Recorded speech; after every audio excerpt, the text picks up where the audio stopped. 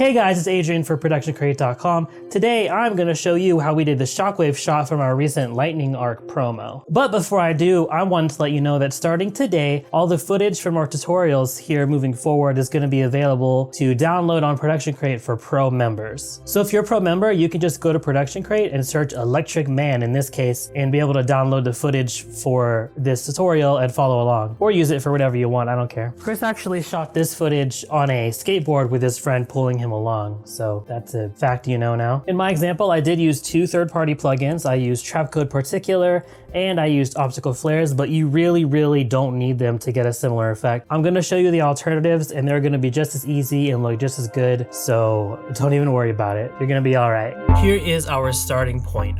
I 3D tracked it and did a quick sky replacement. It was pretty much as simple as dropping it in the sky and putting it on a darkened transfer mode. I just thought the glowy bits would look better against a slightly darker sky. I also had to roto out the actor, but I was gonna do that anyway. So to get the reactive lighting, I very roughly rebuilt the scene in 3D, which is very easy to do with the 3D camera tracker plugin. Just make solids where you want them and mask around the surfaces. Then you can add in some 3D lights and make them flash with a wiggle expression.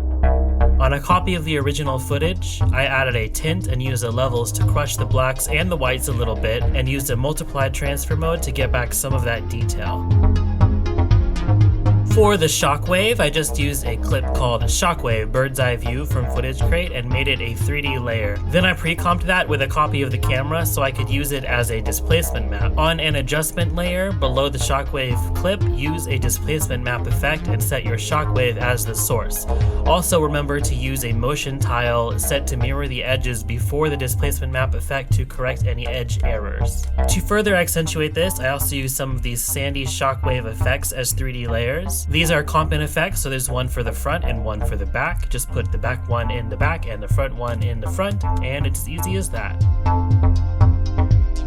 Here's where we start adding some lightning. I put some of the new Lightning Arc ground assets as 3D layers right in front of the actor's hand, along with some bonfire embers. For the ones that are spreading out, I used those as sprite textures in Trapcode Particular, and I used a 3D layer as the emitter so I could get the shape of the shockwave the way I wanted it. If you're going with the particular route, I recommend putting these into smaller compositions. I used 400 by 400 pixels and pre-rendering them. This will increase the performance of the plugin exponentially. If you don't have Trapcode Particular, you can do this manually by dropping these assets in as 3D layers and moving them in time and space to where you want them. It's not hard, however, I find this to be extremely tedious. If you want to add some additional flashing, you can do this with an adjustment layer. Apply an exposure effect to it and alt-click on the exposure amount. You can add a wiggle expression by typing wiggle, open parentheses, 30, 1, close parentheses. This will make the exposure wiggle by a value of 1 unit 30 times a second. If you want it slower, change 30 to a lower number. If you want more flashing, change the 1 to a bigger number, but a little goes a long way. You can decrease the overall effect over time very easily by just decreasing the opacity of the adjustment layer. Finally, I accentuated the flashing by adding a few lens flares here and there. Of course, I used optical flares, but if you want to use the built-in lens flare effect, that's perfectly fine. Just make sure to put a lot of randomness between the frames and you should be good. Set this to an add transfer mode.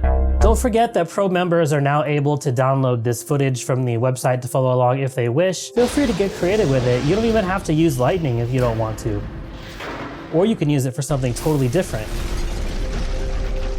Along with this video, we also uploaded a second video. It's a 2-video day for us. So go ahead and check that out if you feel inclined to do so. If you didn't get notified of it, it might be because you don't have your notifications turned on. So just go ahead and below this video, give that bell icon a little ring. It's right next to the subscription button, and that will ensure that you're notified of all ProductionCrate videos from here moving forward. That is until YouTube changes its algorithm again and decides that's not enough anymore either. Until next time, I've been Adrian Jensen. Make it awesome.